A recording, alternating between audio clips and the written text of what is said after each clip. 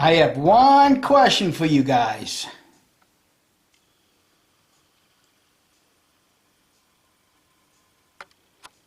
Can you skin grizz? I thought you'd all see the humor in that. Thanks for clicking on this video, and want to ask you guys' opinion about something. Let me give you a little better shot of that picture that's hanging up in my bedroom. And over the years, I actually did scrimshaw this entire scene, or at least the Skinner shooting at the bear on one of my powder horns. So this picture is pretty special to me. But the question I want to ask you guys is about a toe plate on this Cabela's Hawken rifle. Let me get reset up here, and I'll kind of show you why I'm questioning this, and I would like for you friends' opinions.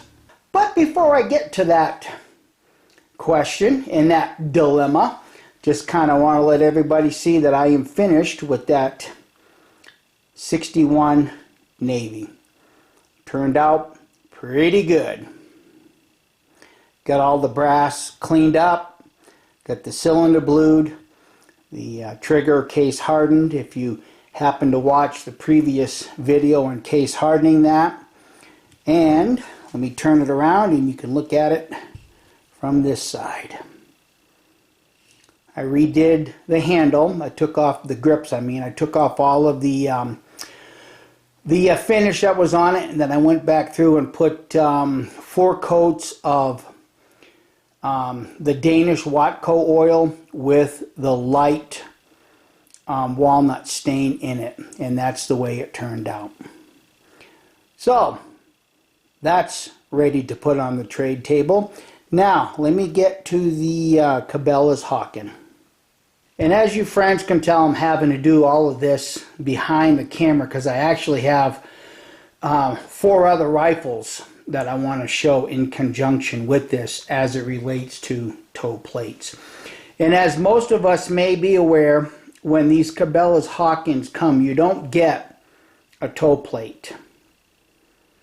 They just leave it bare wood. There is a functional purpose for the toe plates. Typically when people load these, I know myself, I put it right on the ground, and at that point you risk breaking the corner off of that piece of wood. I've seen it happen. I've never personally had it happen, but I know of others that have done that, and that's one of the functions of a toe plate. But before I get to any of that, you can see I've got all of the sealer shellacs taken off of this. That Citra strip did the job. I had it soaking for about maybe 3 hours. Now for those of you that have made kit guns, you will readily see I still have some work to do. I want to make these curves here in the front lock a little more pronounced. I don't know how well the camera's picking it up, but really there's another ridge right here on both sides. That needs to be taken off and made round from one side of the gun to the other. So I will be doing that. I also want to make the cheek piece, let me turn it around this way, a little more pronounced. And so I've got some removing of wood to do. My biggest issue right now is fitting the toe plate, just simply because if you put one of these kits together and you end up getting a metal toe plate, you can get the metal toe plate pretty damn close to fit, and then you can take a block of wood and a hammer and you can hit that toe plate and you can actually form it to the curvature of the the butt of the gun. But because this is brass and the way it's been cast, you can't do that.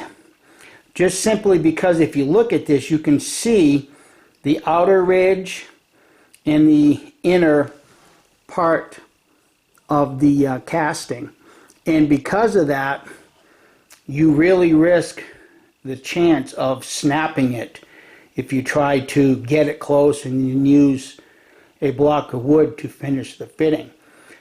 So I need to work on that. I'm pretty close at this point, and I may elect, depending on how anal I want to get about it, I'm either going to precisely fit it, or I'm going to use a Minwax wood filler, which is a 2-part wood filler that pretty much acts like a Bondo. And I've used this before. Let me show you here real quick. Like I said, I've used this before. I make flutes.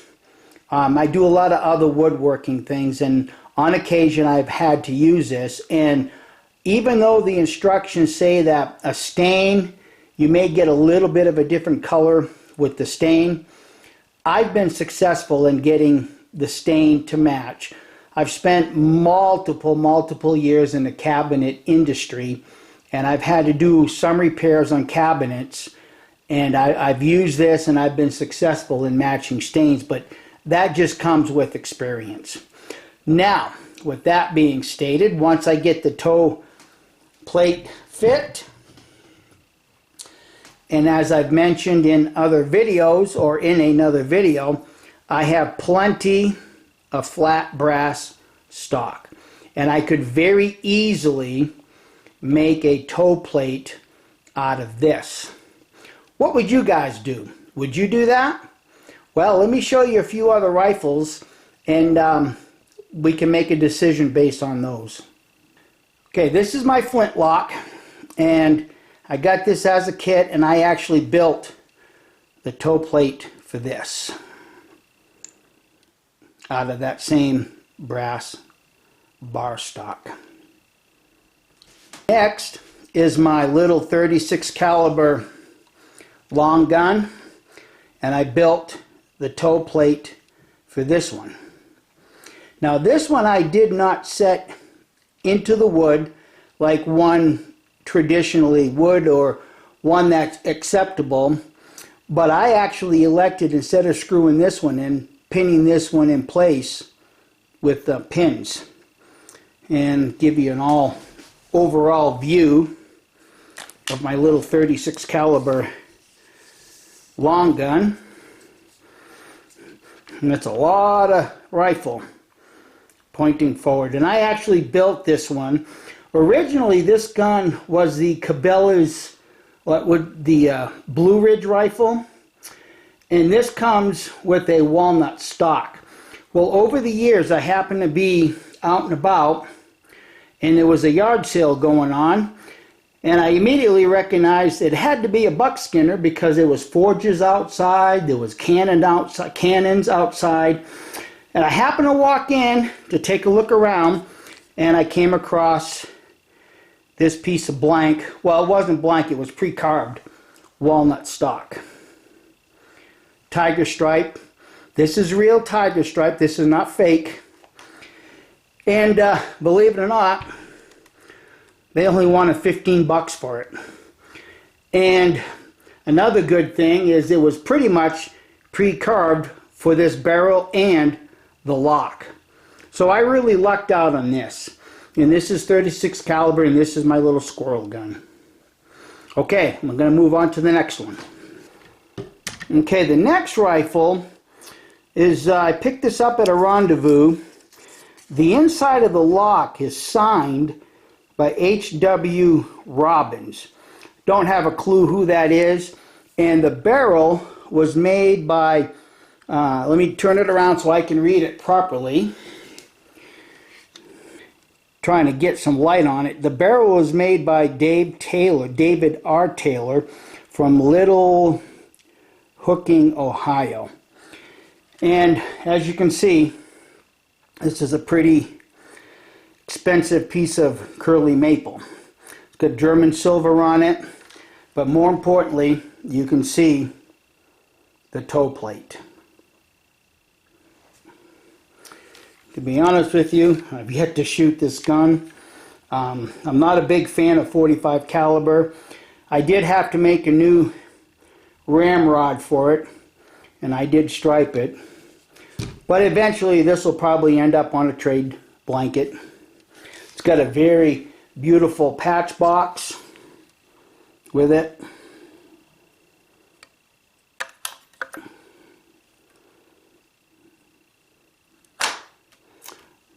There's a couple little things that are not particularly ideal. This screw needs to be changed out right here because it actually overhangs the side over here. But other than that, everything else is fit very, very nicely. Okay, now on to the final gun. Okay, the final gun is my Lyman Great Plains, and as you can see, that came, hopefully you can see it, with a toe plate. Let me turn it around and get it a little bit better reflection in the sun. Okay, there you can see the toe plate. Now, I'm going to be using my Great Plains as the pattern to help me decide where to remove wood and where not to remove wood. Obviously, I need to put the furniture back on this Cabela's gun and just get some sort of indication of where I need to begin removing the wood. And I'm of the mind that actually before I do that, I need to decide whether to get the toe plate made or even elect to make a toe plate. At this point, it'll be a pretty simple thing to do, just simply because when I kind of loosely fit the butt plate, you can see that there's plenty of overhang with the brass right there. So it would be a very simple thing for me to make a toe plate and have it fit just about perfect. So anyhow, guys, that's all I have for now. I know it was a little bit of a show and tell, but I just kind of wanted to let everybody see that traditionally a lot of these long guns do have toe plates, and we should all recognize that the Cabela's Hawken comes from Invest Arms. And there's another channel out there, Ethan, the channel name is I Love Muzzleloading. He just put up a very extensive a build on one of his Hawkens. I believe it's a Grimmer Hawken, but it's also from Invest Arms, if I remember correctly. So if you guys kind of want to get a better feel for this, I don't think I'm going to spend too much time recording any of this, just simply because there's so many other videos up there showing how to do all of this. He's got a very, very good in-depth tutorial on his build. I've seen the end product and the rifle looks spectacular. He did a very, very good job on it. I don't know that I'm going to have that kind of bragging power when this gun gets done, but we'll see it. The end product, I do have the Perma Blue. I'm going to do a little bit more sanding on the barrel because I want to get a few more of those pits out of the barrel, the surface of the barrel, before I plumb brown it. And I do have to make a ramrod for this Cabela's Hawken, just simply because what came with the gun was one of those synthetic rods. And I have to get a wedge, just simply because that was also missing when I got the gun. So anyhow, that's where I'm at. I'd like to have you guys' opinion as to whether I should go ahead and put a toe plate on this Cabela's Hawken, since they don't traditionally come with a toe plate. Do you guys think I'd be taking away from the overall value, or would I actually be adding to it? I'd like to know what you guys think about that. I've got plenty of other work to do on these guns before I get to that exact point. So I'd like to know how you guys feel about it. So thanks for watching. Thanks for indulging me. I hope that you'll give this video a thumbs up and a like. And I hope everybody will have a blessed day. Bye.